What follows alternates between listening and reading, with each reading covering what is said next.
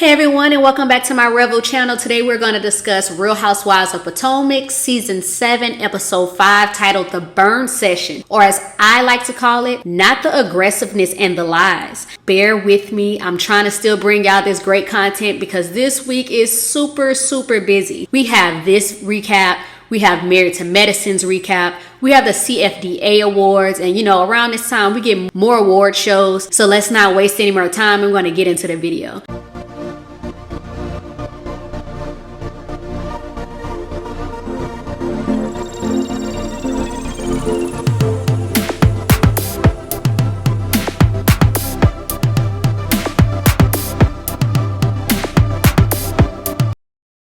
So this episode opens up with Ashley still riding around, but she stops to visit Candiace. Now, Candiace gave us a rundown on how she and Ashley actually met and how she wants to keep their friendship in a positive direction.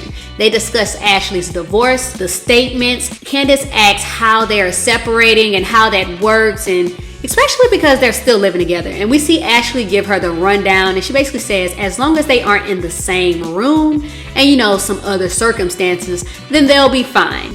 We don't know how true that is when it comes to what she gave the rundown because of the statement she made later. Then we see they discuss Ashley basically getting back out there, and then they talk about the dynamics in the group. And Candiace mentions this about Gizelle. I know Gizelle. I have sat and listened to Gizelle scheme and plan all kinds of shenanigans around people in this group. And you know her too. And honestly, if you know this and you know this is how she is, and why are y'all friends with her? Make it make sense, other than I get you guys have to film with her at the same time. But other things are discussed, but we get to see Mia and her family in the next scene. They're having lunch. The kids are adorable. Now the food though, that's a whole nother story. Mia and G talk about them opening clinics and how after opening the latest one, they want to slow down a bit, pace their sales, which is understandable because one business can be a lot. So when you have many other businesses going on, it can be overwhelming. We also see Mia ask G how he's doing, but he's more concerned about her health. And Mia looks confused. She's like,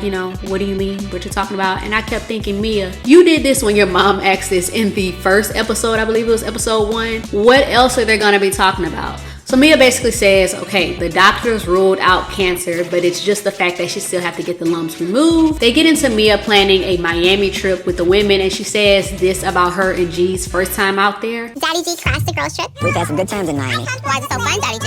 I can't tell. It's X-rated. Daddy G was very happily married to his ex-wife. So he said, clearly he wasn't because he was in Miami. And yeah, we had sex on the beach. So you were with a married man. We got it. We see how you got him. Okay. Is this why you ask what you can or can't do while you're out there? IDK, I'm just speculating. But we later see Gizelle. Gizelle and her girls are getting their nails done. And we learn the twins are having their Sweet 16. And they're basically trying to plan everything out. We also see the softer side of Gizelle, like I stated in episode 1. And I do like these scenes with her daughters. I can't deny my kids are growing up right before my eyes. Okay. Boom. Okay, Grace. Grace is about to fly the coop and leave me, go to college.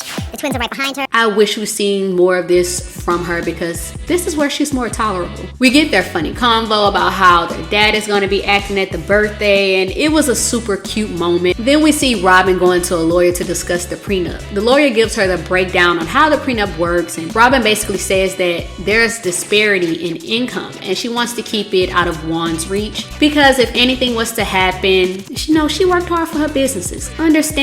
Honestly, I feel no way about it because what you agree with your prenup is what you and your spouse agree with. Then we have Robyn basically saying she wanted to add an infidelity clause in there. And it's just basically clear that she's nervous that he's going to do the same exact thing all over again. Then we see Wendy, Karen, Ashley. They're going to meet up to pick flowers. Ashley tells Karen that Michael got a vasectomy, and Karen asks her how she feels about it. Girl, I give two I don't think I could care any less. Clearly you do, sis, because the extra comment you made told us otherwise. We see Wendy finally make it, and they begin to have girl talk, which kind of leads into them talking about Robyn's event. And then we see Wendy decide to reach out to everybody and invite them to a burn session to hash it all out. And she also acknowledges that she can be condescending like some of the women said, but honestly, all of you can be condescending. We also see Ashley say maybe she should invite Robyn and Gizelle separately, and at this point I agree with Wendy. I wouldn't do all that either. I'm reaching out. Like Wendy said, there will be no confusion when it comes to the messages. We also see Candiace and Chris and her sister having a wind down time. They discuss her deluxe album and how Trina will be on it, as well as on the music video for one of the songs, and I think this was really cool. We also seen her sister say that she doesn't know who the baddest is, and I was like, girl, how you don't know Trina? But at the same time, if you don't listen to their music, or you know, you're not into that, you're not gonna know who that person is, so I do understand that. Then Candiace tell them about Wendy inviting everybody to the burn session. We see Chris and Candiace both say that this can work if it's done with great intentions from everybody, and spoiler, this is Potomac, so we know how that is gonna go. Chris leaves the room when they begin to talk about Ashley because he doesn't want to be in the middle of any of that, and we see Candiace say how she's happy for Ashley and how she's moving on from Michael, and she hopes that their friendship continues to flourish. Now, this is the second time we've seen Candiace say that, so this kind of is going to play everything up that we're going to see later on in the episode. Then the episode picks right back up with everybody on their way to the vineyard. Side note, when they make it there, Candiace makes comments about Wendy choosing a vineyard, and yeah, someone's having some flashbacks. But her commentary was funny though. Know what happens when you send wild boars to wineries. So why, Wendy, would you subject me and my magical blackness to another winery situation? Disaster is afoot. While they're on their way there, we see Ashley and Wendy in a sprinter together, and we see all the other ladies in a separate one. Wendy is talking to Ashley, and she basically tells her that, you know, she has kidney stones, and it sounds very painful. I haven't dealt with that, but comment and let me know if you have and how that experience was. She also tells Ashley that her mom is in the hospital and how it made her realize she needs to slow down or that's going to be her in about 30 years. And I was thinking, Wendy, there's a lot of signs in front of you that's telling you that. You're losing your hair, the kidney stones. Then you tell us about the stuff with your mom. Don't let your body tell you in more than one way that it's tired. We also see in the other car while this is being discussed, we also see the women in the car complaining about the sprinter, the invites, and how no one responded to it. We seen Robyn say that, you know, she's just here to be here. They're complaining about the ride. Everyone finally makes it there. Gizelle brings up the memes of the news of Ashley's divorce, and Ashley says, you know, she's glad everybody has her back. She just doesn't like that the jokes are at Michael's expense. Giselle says she understands in her confessional, and she also says how it doesn't feel good when everyone thinks your husband's a creep. This is true, but if the shoe fits, hey. Wendy tells everyone the rules. Whoever's in the hot seat, you write down whatever you have to say to them. You tell them what you have to say about them, and then take the paper, you burn it. The real goal is to take ownership of what was perceived. They start with Wendy, and Ashley, Candiace, and Karen all have something positive to say. They basically say that they see her growth and how they feel differently from when they first met her. Mia somewhat says the same, but we see in her confessional that she says it's just hard to kind of like Wendy. When they get to Robyn, she said they're like oil and water, and she's gonna leave it there. Gizelle agreed with that, and of course, we didn't expect her to say anything differently. And then she also said that she felt like Wendy went on a hate train campaign, you know, against her, and I was like, it wasn't a hate train. She just called you out on the BS and the stuff you were doing last year that you're also seem to be doing this year. Wendy says she's also going to take ownership in the role she played with why Robyn feels the way she does. And then we see Candiace say she needs to be specific, and she also tells Robyn she needs to be specific in what the issue really is. Don't tell anyone I tried to fight you anymore, because that is not who I am. Just be careful in your words, because that is dangerous. It's dangerous for you to be held back. As a thug. Robyn, no one called you a thug. You called yourself that. Everyone needs to be careful with their words if you're gonna say that, you know, her verbiage is very dangerous, because y'all call Wendy aggressive all the time, but for some reason, everyone overlooks when you and Gizelle are doing it. Wendy mentions that she said what she said because of how she walked up on her and how she had to be held back. And they were basically saying no one had to hold her back.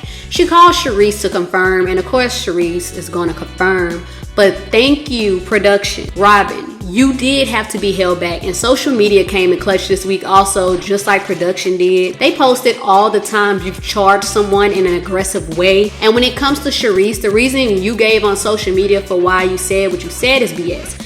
Maybe this is why Karen said, I don't woman because I don't fuck with that woman. And it's not because she got some tea on me. I want you guys to watch. And I know you all will agree when the truth comes out that you fuck with her either. Or anyone like that. I just say stay tuned. Robyn gets upset and basically storms out, and honestly I laugh because where are you going? You were doing too much. You're going to be stuck on a Sprinter waiting just like everybody else, unless you're going to call you an Uber. We also see that Robyn said this place, and the fact that she still wants to try to prove me wrong, like there's no moving forward here. So y'all expected her to lie and bow down to y'all? No ma'am. To resolve something, you need to hash out the real issue. Karen also says, all the screaming came from your side of the table. I'm trying to figure out why. This just shows how crazy both Gizelle and Robyn look. I was proud of Wendy for actually being Zen Win for the first time. Then the episode ends with Ashley being Ashley. Was at the spring party, and she said that, Chris was being a little bit flirty with her. She was standing at the bar ordering a drink, and he came up and he was like just being a little bit flirtatious with her. She says she found this out after she left Candiace's house, days before, and Candiace basically felt like that's BS, and actually said she thought Candiace would want her to tell her to her face. Ashley, what happened to you pulling her to the side like you said she would appreciate it when she has done the same for you in the past? They got into like a whole bunch of back and forth with Candiace saying she notices a pattern when it comes to this group, and Candiace, I think everyone is starting to see it because Ashley. Just remember, the pendulum always swings the other way, okay? No. It don't feel good, huh? So this was your true intentions. Ashley also tried to say that Mia was saying the same thing about Chris staring at her, but we already know in real time, Mia apologized because she got caught in her lies. So yeah, that was the episode. It was a lot. Hopefully you guys enjoyed this. Let me know how you felt about everything that was going on. And I will see y'all next time.